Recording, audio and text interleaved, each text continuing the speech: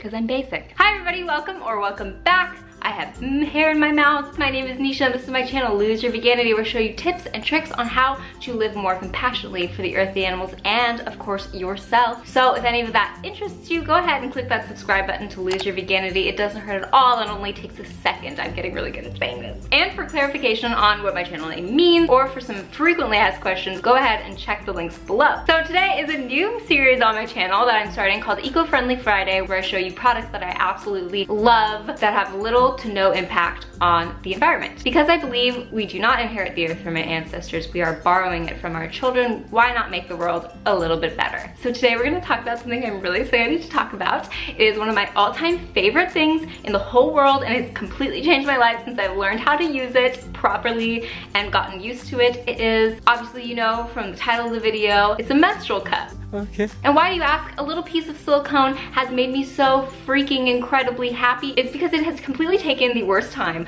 of my month and made it completely manageable and easy and comfortable. Why aren't we teaching girls from a young age to use this? They're amazing. So I'm gonna talk to you about a little bit about the pros and cons of using a menstrual cup and give you some advice. I know you're thinking, what kind of weirdo, crazy, crunchy, hippie chick uses a menstrual cup? Hi, me, because I thought the same thing. And I'm not like this crazy, crunchy, granola-y, hippy-dippy person. I just like what's quick and comfortable and simple. So of course there are tons of different menstrual cups. You've probably heard of the Diva cup and the Lily cup, but there are so many different kinds because there are so many different shapes of women. There are women with like slanted pelvic areas, there are women with higher or lower cervix. You name it, there's a different cup shape for your body type. Now I'm going to be telling you some reasons that I think some people shouldn't be using a menstrual cup. Number one, you have to be like very comfortable with your body. I am very body positive when it comes to these kinds of things. I think that everyone has different bits and bobs, and I mean, that's part of what makes us human and living animals. So I just don't think these are weird things. But that being said, there are some people who are very uncomfortable for many different reasons with their body. And one of the reasons I think that is so sad that people think cups are so weird is that we're taught from such an early age to either like use a pad or shoot a tampon up there like it's a ping pong machine and just set it, forget it, and like not really think about the stuff that we are using because it's mainstream. You have to be patient and willing to work with your body. Cups are easy. Once you get to know how to use one, they're so easy and just, they make your life so much better. But if you're not willing to put in a couple cycles worth of learning, I don't think it's for you too. I also don't think that they are good for people who live in a place where you do not have a private bathroom, because you kind of need to learn how to use one of these. Since you only have to change them every 12 hours, you can do it in the privacy of your own home. So if you do have a private bathroom, it's a great thing. 3, you have to realize that the cup that your friends like, or the ones you always see at the grocery store, may not be the right fit for your body. Everyone's anatomy is a little different, and so are the cups that come with it. So there are ones that are softer rimmed, there are ones that are more spherical, there's ones that are more oblong, there's ones for higher cervix, lower cervix, you name it, there's different ones out there, and you have to be willing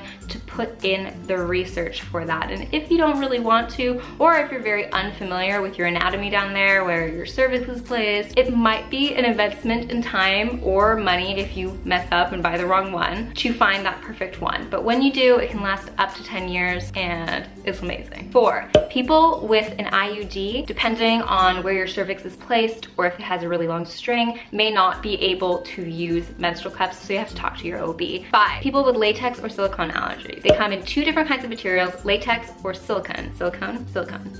Silicone is the place. 2 different materials, latex and silicone. I have a latex allergy. I know what you're thinking. Yes, I know that's made out of latex. I know every single item that's made out of latex, but I use a silicone one. Silicone allergies are extremely rare, while latex ones are more common and can actually occur when you get overexposed to latex. All right, now I'm gonna tell you some of the reasons I love my cup. So I use the Scoon cup. It is a soft, flexible cup. It's shallow, it has a bendy stem. Very lucky, I only had to purchase 1 cup in order to learn which one was right for me, but I kind of did a ton of research. I knew I wanted something soft and squishy, so that's what I got. One of the amazing things about cups is that it doesn't mess with the pH or the moisture balance or the tissues in your body. It simply goes in, collects, and it's smooth, non-porous, and then you take it out and that's it. A tampon takes away not only blood, but your body's natural moisture and changes and alters the pH. Also, tampons can make micro abrasions inside the vaginal walls, which is, I don't know, something like I don't really want in my life. Cups are also flexible.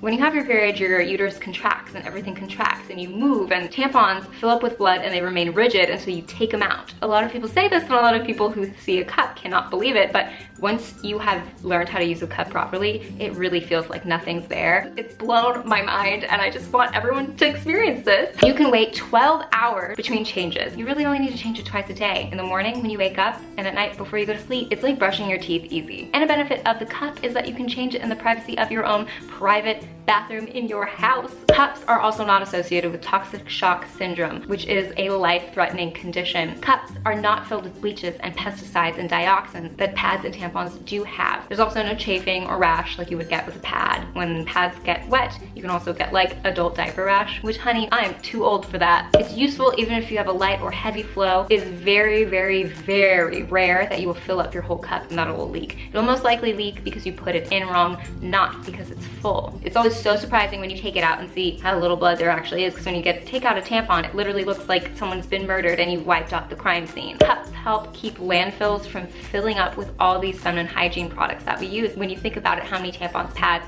and other feminine sanitary products that we use and throw directly in the trash. And some applicators and pad linings have plastic in them, so they don't even biodegrade. It's horrible for the environment. So now I'm gonna give you some advice. And my biggest advice is to never change or learn how to do this in a panic. Once you ace it, you'll be as incredibly obsessed with it as I am. And who knows, you might want to go on the internet and talk about it like I do. So I hope you guys like this installment of Eco-Friendly Friday, and I will see you next time in a new video about a product that is better for the earth and yourself. Bye! What do you eat? What about meat? What about protein? What about cheese? Can you eat fish?